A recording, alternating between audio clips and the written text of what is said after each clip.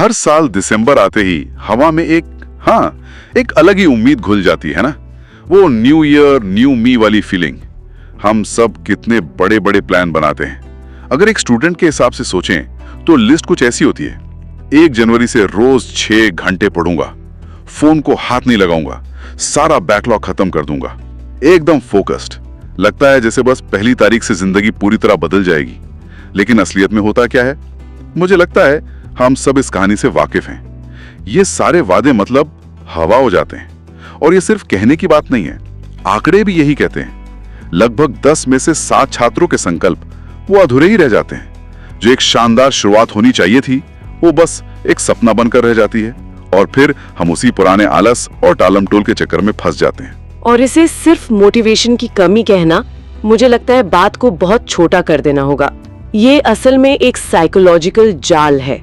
इसे new year trap भी कह सकते हैं।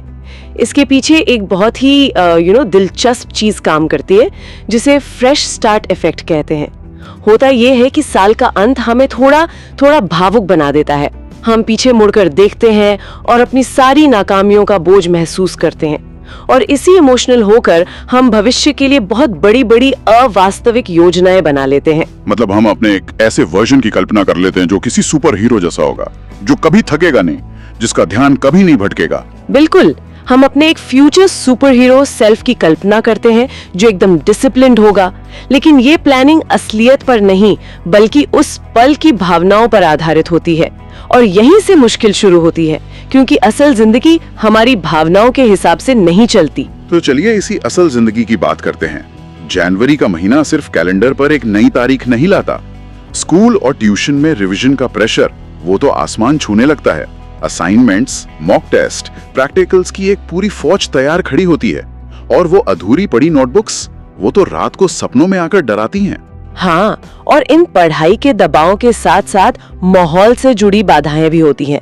जैसे कड़ाके की ठंड में सुबह बिस्तर से निकलना अपने आप में एक जंग है।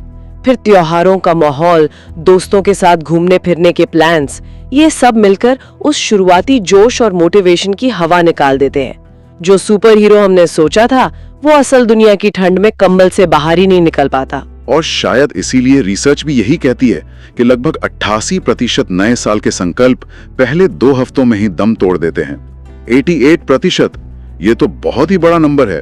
मतलब 10 में से लगभग 9 लोग फेल हो जाते हैं। इसके पीछे 2 बहुत बड़े मनोवैज्ञानिक कारण हैं।